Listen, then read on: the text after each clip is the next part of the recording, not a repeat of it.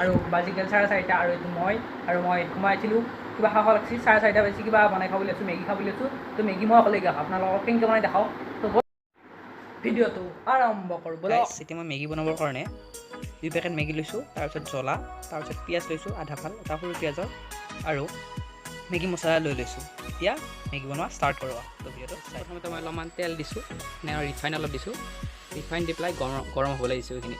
তাৰপিছত চাই দিবচোন কি কৰোঁ। চাওক এতিয়া মই ৰিফাইনখিনি গৰম হৈছে, মই পিঁয়াজ আৰু জলকীয়া ঢালি দিছোঁ। হৈছে ফাৰ্ষ্ট ষ্টেপ, এনেকৈ প্ৰথমতে দিব মেগী বনাবলৈ হ'লে। তাৰপিছত কমাই দিব গেছটো, কমাই দি পেলাই লাহে লাহেকৈ লাৰি থাকিব, ধুনীয়াকৈ লাৰি থাকিব লাহে লাহে। হ'ব অলপমান ব্ৰাউন কালাৰ হোৱাৰ পাছত আপুনি কি কৰিব যে যিখিনি মেগী আছিলে মেগীখিনি ধুনীয়াকৈ দি দিব। তাৰপিছত মেগীখিনি দি এনেকৈ লাৰি থাকিব আপোনালোকে ধুনীয়াকৈ। চাওকচোন হোৱাৰ পিছত ইয়াতে পানী ঢালি দিব,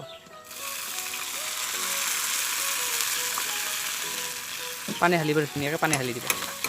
চাওকচোন কি ধুনীয়া হৈছে। তাৰপিছত এনেকৈ লাহে লাহে ভাল হৈ থাকিব আৰু তাৰপিছত পানী ঢালি দিয়াৰ পাছত তাৰপিছত এনেকৈ মেগী মছলা ইয়াত ঢালি দিব, ধুনীয়াকৈ মছলা আছিলে ঢালি দিব ধুনীয়াকৈ। মই 2 পেকেট মেগীৰ মছলা ঢালি দিলোঁ। এতিয়া মই অলপ ইয়াত নিমখ দি দিছোঁ।